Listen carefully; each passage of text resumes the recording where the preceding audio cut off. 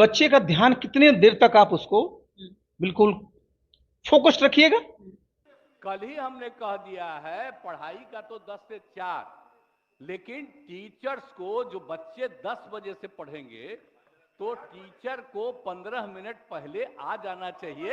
यह अब उसको लंबा खींचिएगा तो स्वाभाविक है वो थक जाएगा बच्चा। 10 बजे लड़का आकर के बैठेगा और वो 10 मिनट पहले नहीं आएगा। टीचर भी 15 मिनट पहले आ जाएगा। आप 10 से 3 बोल रहे हैं ना, आप समझिए जरा 5 घंटा है। बच्चा को अगर समझिए 4 घंटे का ठीक से अगर पढ़ा दिया जाएगा ना तो काफी है। बोलते हैं कि अरे साहब शिक्षक को 5 बजे तक रखे रहिए, 9 बजे तक बुलाइए, ये तो और गलत है जी। गिरिराज बाबू की जो ये राय है ना उससे मैं पूर्णतया सहमत हूँ। इसलिए मैं सहमत हूँ, मैं बता दूं कि मेरी पढ़ाई गांव में हुई है। मैं पहली क्लास से लेकर के 7वीं क्लास तक गांव में ही पढ़ता था और हम लोगों का जो स्कूल था 10 बजे शुरू होता था और 3 बजे बंद हो जाता था और गांव में ही पढ़ कर समझिए उस जमाने में बिना कोचिंग और ट्यूशन किए हम लोग आईएएस बन गए।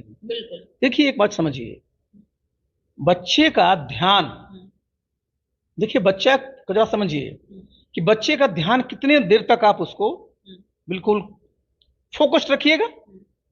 भाई आप उसको बहुत वो कोई मजदूर काम करने वाला नहीं है ना, वो तो सीखने के लिए गया है। जब उसका दिमाग फ्रेश रहेगा, थका हुआ नहीं रहेगा, चीजों को सीखेगा। अब उसको लंबा खींचिएगा तो स्वाभाविक है वो थक जाएगा बच्चा, उसको रुचि नहीं रहेगी पढ़ाई में। महत्वपूर्ण क्या चीज है? अब जबकि आप 10 से 3 बोल रहे हैं ना, आप समझिए जरा 5 घंटा है। बच्चा को अगर समझिए 4 घंटे का ठीक से अगर पढ़ा दिया जाएगा ना तो काफी है। और दूसरा बहुत जगह मैं भी ये देखता हूं कि लोग बोलते हैं कि अरे साहब शिक्षक को 5 बजे तक रखे रहिए, 9 बजे तक बुलाइए, ये तो और गलत है जी।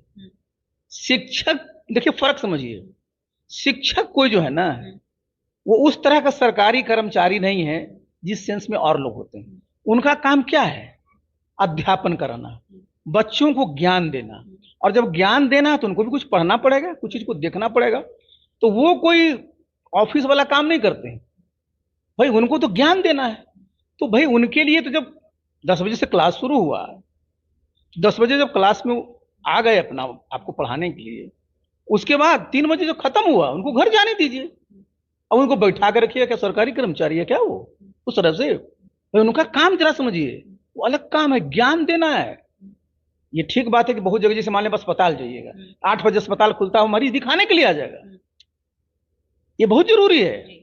लेकिन आप शिक्षक में इस प्रकार का टाइमिंग पर देखिए, पुराना सिस्टम में 10 बजे से 3 बजे तक होता था और 1 से 1.5 बजे तक हम लोग आधे घंटे का टिफिन होता, वो बहुत अच्छा था।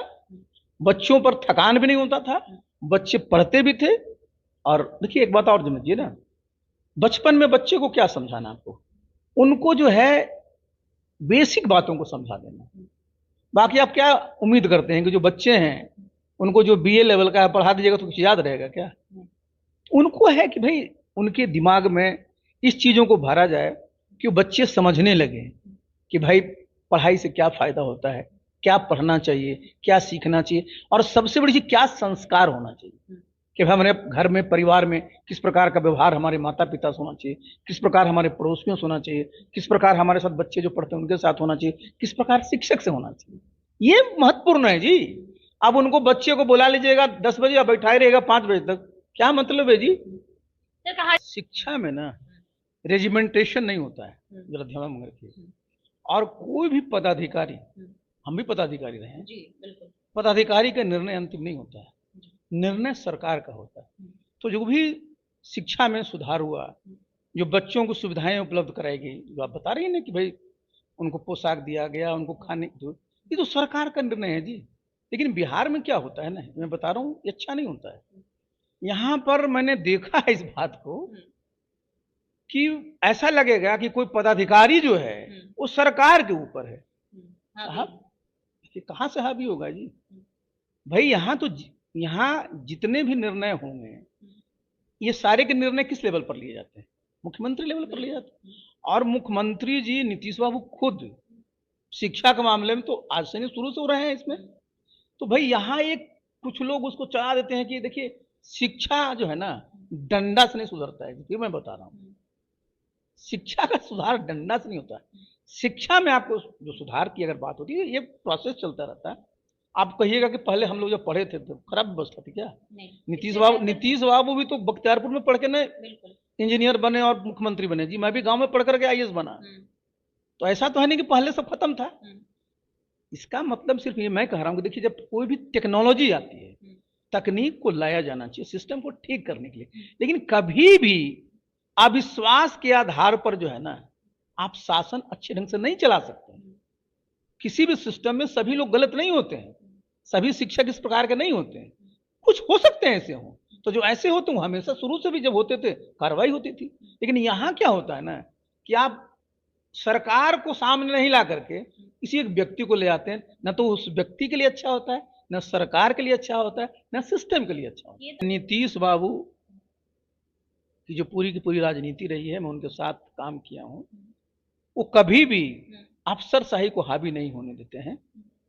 उनका हमेशा से ये प्रयास रहता है और ये हमेशा से उन्होंने इस बात को सुनिश्चित कराया कि अफसरशाही नहीं बल्कि लोकशाही हावी रहे।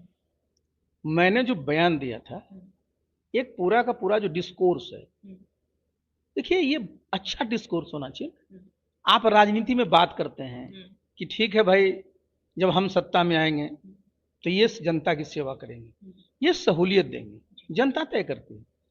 ये अगर आप किसी के डिग्री पर, किसी के खान पान पर, किसी के पहनावे पर अगर आप बोलते हैं तो वो पॉलिटिकल डिस्कोर्स ठीक नहीं होता। दिया था वो लागू हो गया है। सुनो, अरे जानोगे, अरे सुनिए भाई, अरे सुनिए, माननीय मुख्यमंत्री बोल रहे हैं, हल्ला करिएगा खाली कि सुनिएगा? पूरी बात सुनिए। हल्ला करिएगा कि खाली सुनिएगा? कल ही हमने कह दिया है, आप जान लीजिए जो होगा 10 बजे से लेकर के 4 बजे तक के लिए। और शिक्षकों, सुनो, आप नहीं जानते हैं शिक्षकों को, अरे सुनिए भाई, नहीं सुनिएगा तो नहीं बोले। अरे आप तक पढ़े नहीं हैं, सुना करिए ना, आप जानते हैं ना। सुनिए, हम कह रहे हैं, ध्यान सुन लीजिए। कल ही हमने कह दिया है पढ़ाई का तो 10 से 4, लेकिन टीचर्स को, जो बच्चे 10 बजे से पढ़ेंगे तो टीचर को 15 मिनट पहले